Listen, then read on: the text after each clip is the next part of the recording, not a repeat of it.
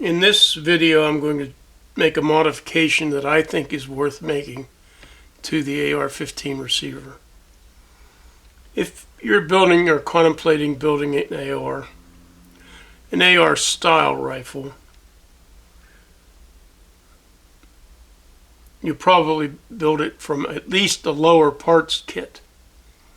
So you will get, you'll have already purchased a receiver. You will get two more or less identical pins, except one's longer than the other, a spring, and a detent. Actually, you'll get one of these for this pin and one of these for this pin. These are identical. And at some point in the construction, you will get something like this. Normally this piece, or its function at least, is fulfilled in a stock kit. Unless, of course, you've got a complete rifle kit that includes the stock and the lower parts kit. These two pins, this rear pin is held in place by dropping a detent pin down in this hole here, and then dropping the spring down the hole. Why do I have so many of these? Well, I cannot count the number of times that an AR-15 builder has come in, asked for 1, 2, or 3 of these, either the long pin, detent, or spring. And if he's hunting for the detent pin, he's already lost a spring. Remember, he goes in second. It's a pretty easy thing to install. Put this pin in. Put the detent in. Now, do not install the detent without the pin. And then drop the spring in. See how much it sticks out? Something that does the same function as this, maybe this, then is, see this hole here? See this raised part or offset part? This is all tightened up and the spring is compressed in there. It's not hard to do on the bench, but a lot of people will take the stock off. And remember, I told you it's part of the stock, without knowing that the stock retains the spring first, the detent pin second, and lastly, the actual takedown pin. What I propose to do, it's coincidental that that hole that we're talking about is the exact size to be threaded with a number 4, 40, it's 40 threads of the inch, a 440 tap.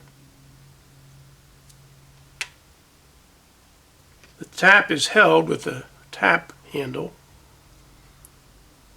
See, there's a collapsing thing there.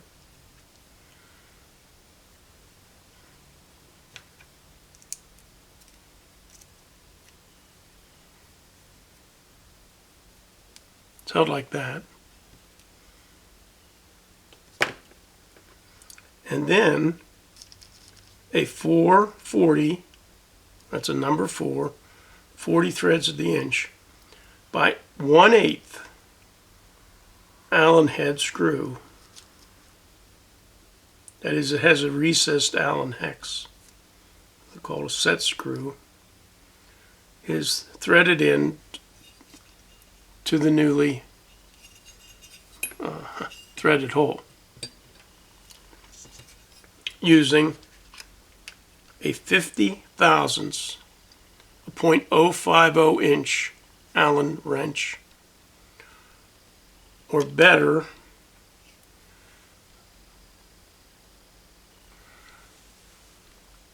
a 0.50 inch. Can't get this thread focused. There we go. Allen driver. The disadvantage of this driver is this one's a ball driver, so that the thing will tend to wiggle around. Now, since you have to install the Allen screw so that it's flush, so that when you put this on, the Allen screw is not caulking it. It extends in 1/8 of an inch.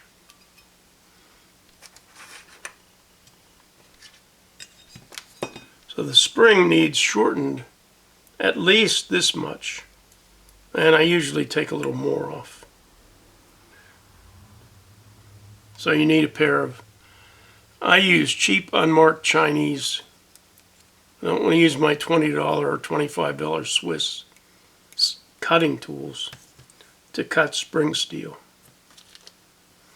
These Allen wrenches, like this hex wrench, it's called a hex wrench. This is a fraction of, I bought 100. And when I make this receiver modification, I give the owner one of these hex wrenches. Tap handles are, you can pay a lot of money for a tap handle. Here's a set of 4 for $6.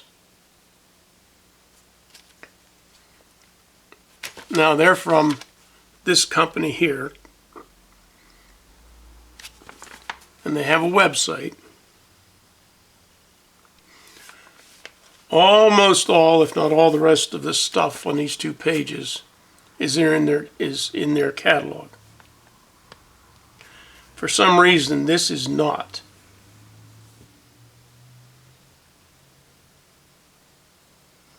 So if you're going to buy one of these, what I would recommend doing is seeing what a 440 tap costs on their website, an 050 Allen wrench, and they may or may not have these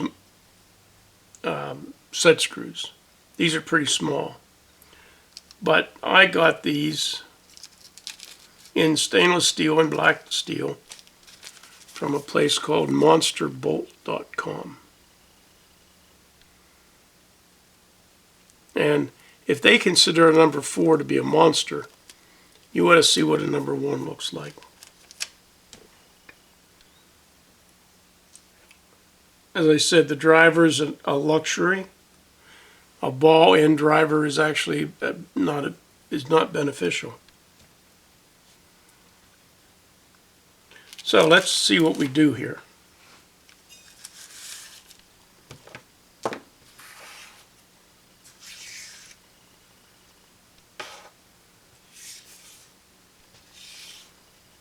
Magnetic pad. Now, if you're going to use lubrication, and probably you should, I don't. This is aluminum. The best thing to use is just WD-40.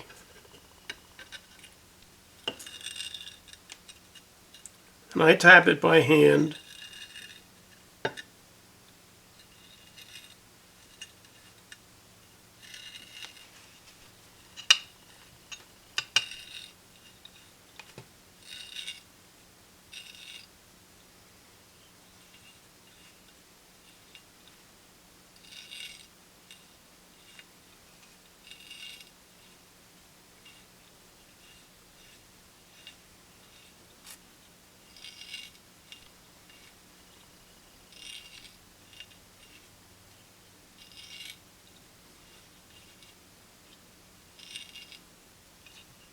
It's only necessary to go 1/8 of an inch deep.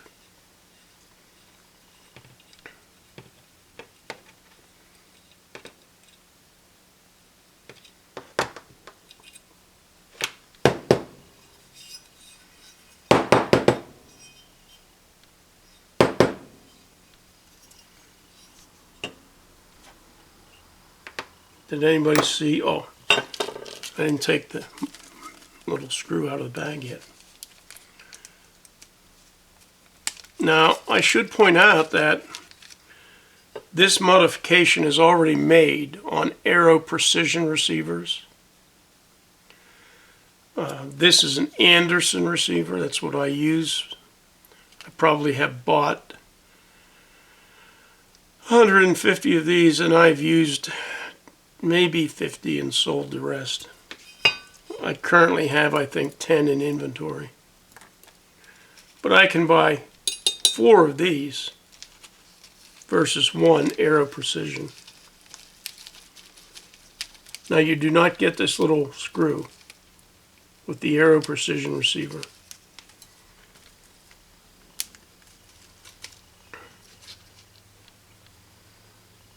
But you do get it drilled and threaded.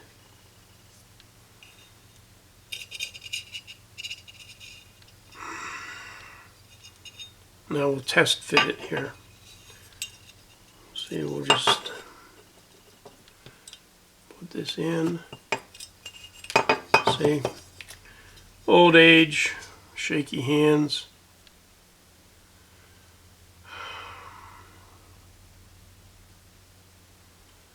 I think I was introduced to the M16 in February of 1968. And I didn't shake then. So the screw easily fits well past flush. Now that screw installation looked fairly easy. It won't be.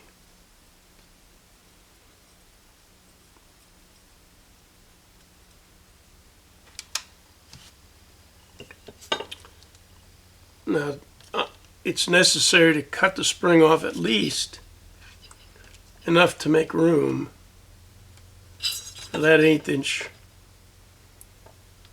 screw. I cut it a little bit long, a little bit more than that.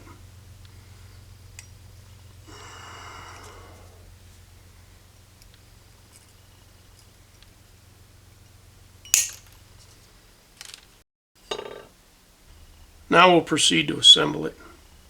So we pick up the right one. I picked up the wrong one. Okay, we pick up the right one. Doesn't matter, they're both the same, except for length. They're not interchangeable, but see, I don't know if you can see it or not. There's a groove with 2 little holes at each end. That groove should line up, rotationally line up with this hole. And we'll drop the detent in.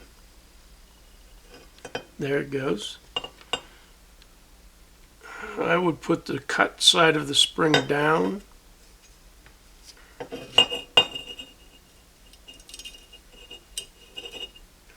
Now, and with everything inserted, and rotate the pin if it's rotated so the slot is, so the detent is engaging the slot. Now, and this is going to be ugly,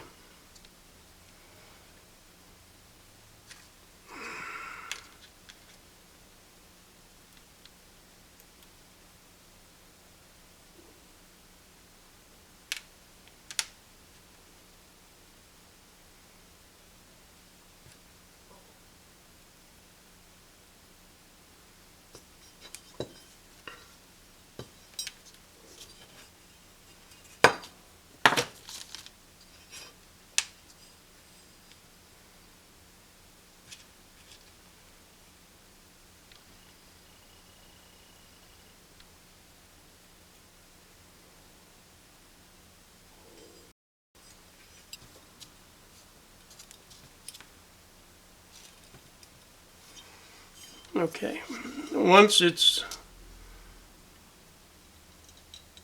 been pushed in and tightened a turn or two, then we can just tighten it.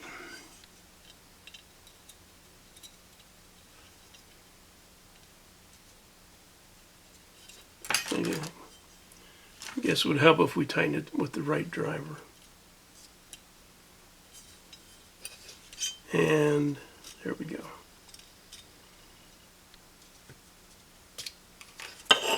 And just take it down flush so that there is no need to install this